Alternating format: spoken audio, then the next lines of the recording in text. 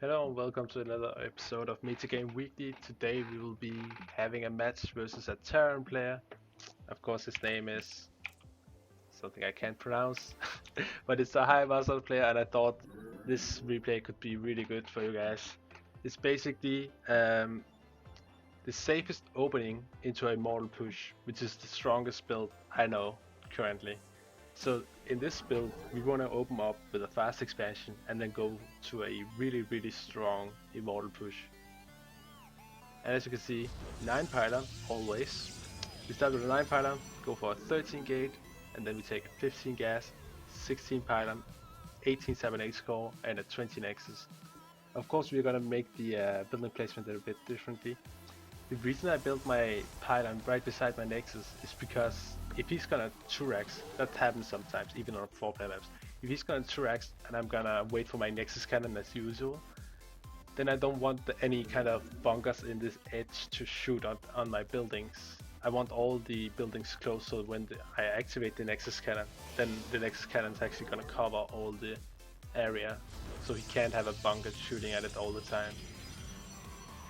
Because sometimes they build the bunker out of vision, and then there's a bunker closer, but the nexus cannon of course kill the bunker that is closer. But if you had the gateway over here, then he could shoot it from the other bunker. So that is why I place my buildings like this. And of course the reason I don't place it to the right is because if I rally down here, then it will be blocking the prop transfer. Anyways, 9 pylon, 13 gate, 15 gas, and then we're going for this 16 pylon behind the middle line. And the reason I put it behind the middle line is because I wanna block the mega wall here, so the Reaper can't go around or behind the middle line all the time. That's gonna make it easier for your Mothership Core to defend a Reaper. And of course, the Cybernetics Core is gonna help it make it a full wall. Now the Reaper can't get through behind the middle line, but of course, if he goes all the way around, then you can pull probes between these small edges and kill the Reaper if it's behind the middle line, because sometimes you can catch it. But it basically makes it easier to defend, and that is why I built the Cyber Core there. Now I want to cancel my Zealot because there's no SCB that's gonna block my expansion. So we put down the 20 nexus, and this order has to be perfect. You go for a Mothership Core, gas, I was gonna say pylon, but that was a mistake. You go for a Mothership Core, gas, warp gate, probe, and then you build the pylon. And the reason I built the pylon there is because when there's a widov drop, he's never gonna take it, but it gives you extra time to look at the minimap and let's say, hey, there's actually a drop coming.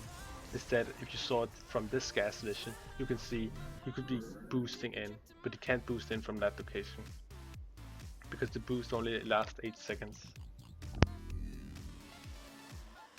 So this basically gives you free vision for any drops if he's spawning top left or top right. And of course we're going for the gas immediately, and now the build doesn't really have a supply. We don't make the build from the supply anymore. We basically build this, the builds from the gas count. As soon as you have 50 gas, you build your Stalker and you scout with it if there's no Reaper.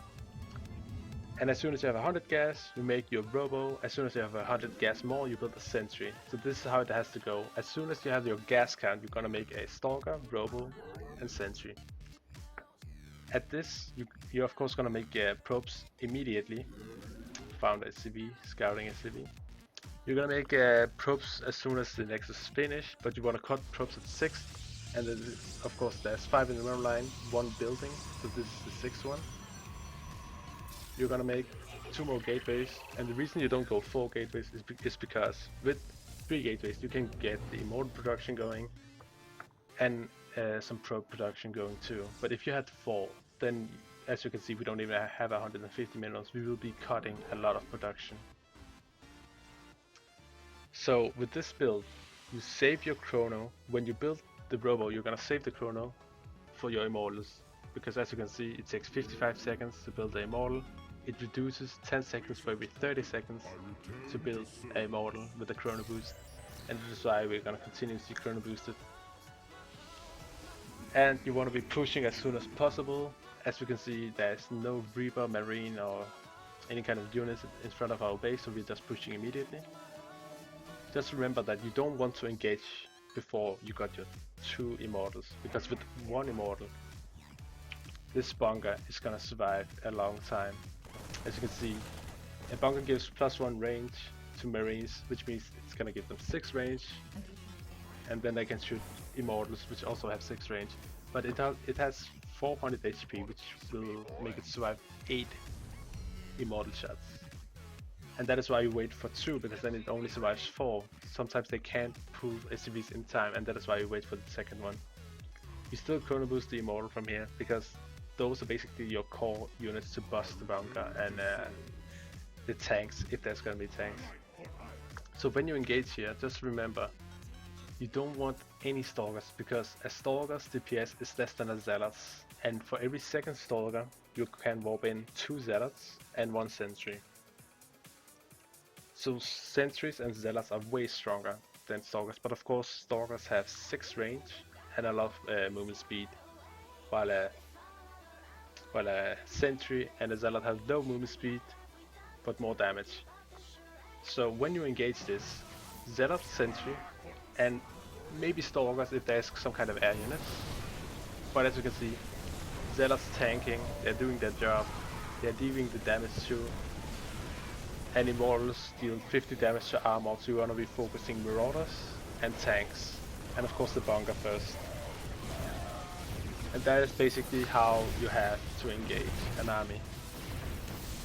Just remember, focus firing is really important, but if you're not good at it, you should probably be careful.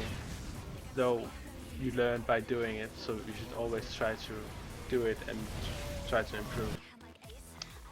So yeah, to summarize, we go for the standard 9 pylon, 13 gate, 15 gas, 16 pylon, 18 7 score, and a 20 nexus.